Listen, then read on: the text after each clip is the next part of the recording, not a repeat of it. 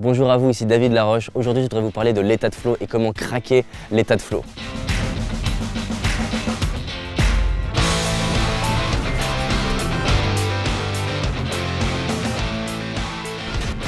L'état de flow, c'est quand tu es complètement immergé dans ce que tu fais, que tu es complètement focalisé et concentré dans une activité qui est importante pour toi. L'état de flow, c'est un état stimulant et exaltant où tu rentres dans un nouvel espace de réalité. Quand tu réalises que quelque part que tout est possible et que tu as les compétences nécessaires pour atteindre ce qui est important pour toi. C'est un état où tu as suffisamment galéré longtemps avec les compétences et d'un coup, il y a un espace de bascule où finalement tout se passe et tout devient possible.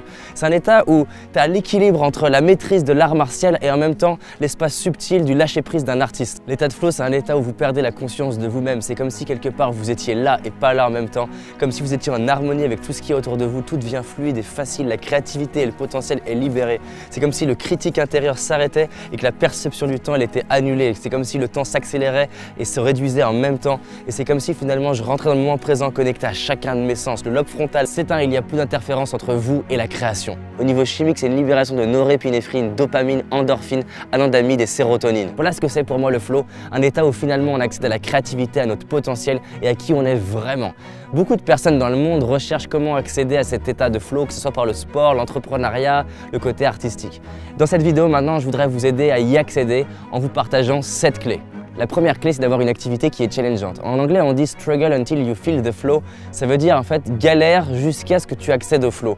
Finalement, le flow, c'est un état paradoxal où il y a une pression qui s'exerce sur toi parce qu'il y a une situation challengeante qui est en train d'arriver et qu'en même temps, tu as les compétences nécessaires pour y arriver et qui fait que dans cet espace entre les deux, ça passe. Donc la première chose, c'est ayez des activités qui vous challenge, dans lesquelles votre potentiel va pouvoir s'exprimer. C'est pas en étant assis sur le canapé, en faisant quelque chose qui me plaît pas, en regardant quelque chose qui me plaît pas, que je vais accéder au flow. La deuxième clé, c'est de développer les compétences. On remarque finalement que les personnes accèdent au flow au croisement entre un haut niveau de compétences et une activité très challengeante. C'est par exemple les personnes qui font du sport extrême, qui ont développé d'énormes compétences dans leur domaine et qui sont poussées à l'extrême dans ce qu'ils sont en train de vivre en termes d'activité. Et le croisement subtil entre leur degré et leur niveau de compétence et l'activité challengeante va faire émerger le flow. La troisième clé, c'est un niveau de focus et de concentration extrêmement élevé. Ça demande du coup de se libérer des autres activités et de focaliser uniquement sur une même activité pendant un temps donné pour que votre esprit sache que toutes vos ressources, toute votre énergie vont être dédiées à l'achèvement de cette tâche.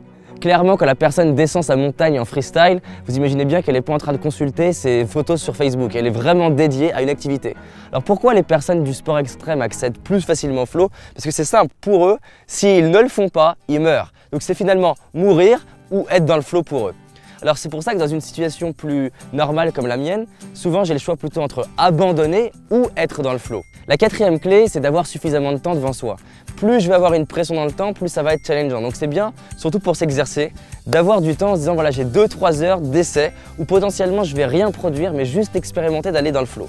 Donc j'ai une activité qui est challengeante, dans un domaine où j'ai des compétences, je suis focalisé sur ce que je fais, je suis focus et 4, j'ai du temps.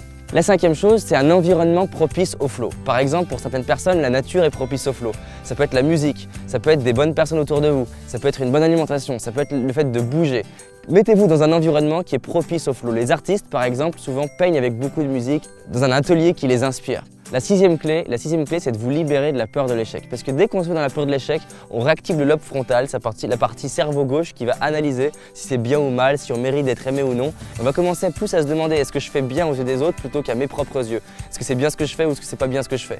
Imaginez que Michael Jordan, quand il était en plein dans son match, il était en train de se demander est-ce que je dois tirer comme ça ou comme ça ou comme ça.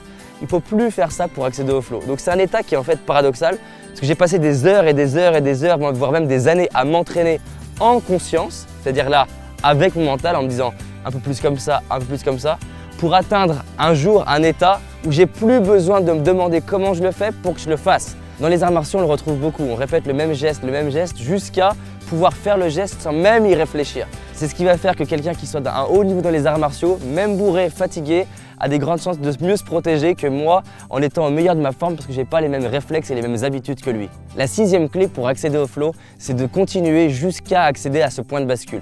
Par exemple, faire cette vidéo et la première partie de la vidéo où j'ai voulu être dans le flow alors qu'il y a des personnes qui me regardaient, qui m'écoutaient, alors qu'il y a des équipes autour de moi, c'est pas quelque chose de facile, mais c'est de continuer jusqu'à ce que le mental lâche et qu'on arrête de se demander est-ce que c'est bien ou mal, est-ce qu'on me critique ou non et que je pars dans le flow. On a tous des espaces où on est plus facilement dans le flow. Par exemple, les endroits où je suis plus souvent dans le flow, c'est quand je suis sur scène en train de parler et qu'à bout d'un moment, il y a quelque chose qui se passe et que je sens que je suis missionné pour apporter quelque chose dans la salle. Là, généralement, mon mental, je le lâche et j'arrête de me poser la question si je suis bien habillé, pas bien habillé, si je parle bien, pas bien, si ce que je vais dire va être pris ou non. Je le fais parce que c'est plus fort que moi. C'est ça finalement l'état de flow. Donc ça s'entraîne et ça s'entraîne enfin, c'est ma dernière clé, par la respiration.